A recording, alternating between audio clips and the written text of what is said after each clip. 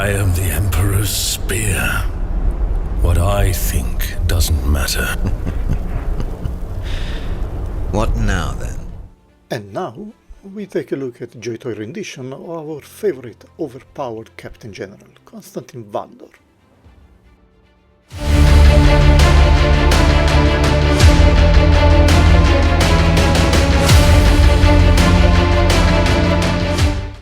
Valdor is packaged in a primarch style premium box, with the classic protecting harness.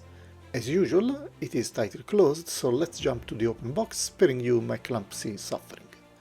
There is not much else beside him, his weapons and some additional posing hands. I must say that taking a closer look at him, this is one of the coolest golden armor designs so far. There is a classic plastic cape, with all the pros and cons, and some no-gold details like the black wings and the monster head on his pauldrons that break the monotony that often comes with these Custodes-like armors. The face look quite stoic, not angry, nor happy, nor defiant. I am a fan of expressive faces, and sworn enemy of the mohawk haircut. Paint is okayish, and it can move quite nicely. It is a matter of personal tastes, but I don't like it at all. But if we look at the overall look, it is pretty good, definitely a must-have for Custodes fanboys. But there is something in his face that does not ring well with me. What do you think? I understand that demigods are maybe over human emotions, but this is a bit too much. If we look at the overall figure, the impression is much more positive instead. We have the classic ball-mounted pauldrons for increased lateral raise movement, and we can rotate the arms at the butterfly joint, no problem. Because of how the cape is connected to the pauldrons, you cannot do a full rotation. But is that a real issue? I don't think so. Potentially you could easily detach the cape, since it is not glued. But this is something that you want to do, maybe. Legs can move backward without any problem. Double knee joints and hip joints allow for some nice range of movement. On the front, the right leg is impeded by the scabbard instead. Not much to do, but rotating it around and try to make the best you can. While on the left leg we have this huge black beast claw that gets us into a similar result. I guess that there are no ninja poses available for Valdor. But I like his bulky and regal look, and the articulation hindrance are a minor of importance for normal displays. He stands like a king, in yellow.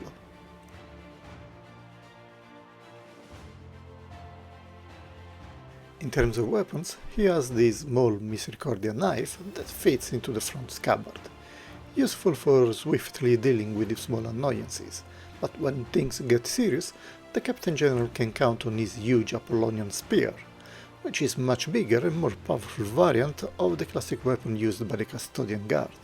So he gains a power weapon with integrated bolter, privileges over rank. And talking of ranks, he also comes with what I think to be his command baton, to represent his leadership position among the waves of warriors clad in gold. In general, Valdor looks great. The golden paint job does not look dull thanks to the rich sculpt and the different colors used for the additional items, from the red cape to the decorations on the pauldrons.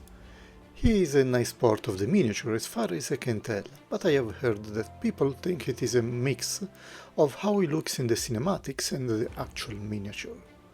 I would have preferred a more expressive face sculpt, or even a helmeted option, but this is an old issue with figures that are connected to original miniatures.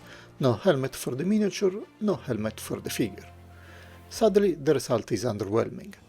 The body is what really carried this figure and his positive overall score. Valdor is on primarch scale, so he looks huge compared to any other fellow Custodes like the Aquilon Terminator here.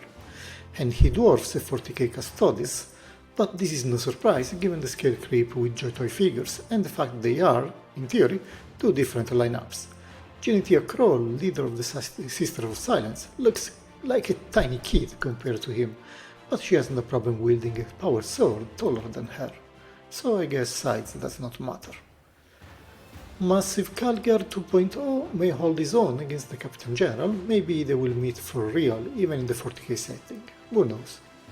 The old Deathwing Terminator with a custom helmet looks pretty minuscule compared to any primarch, but he fights for the lion, so he stands proud no matter what. If we move to the primarchs, Magnus is confirmed to be the tallest among his brothers.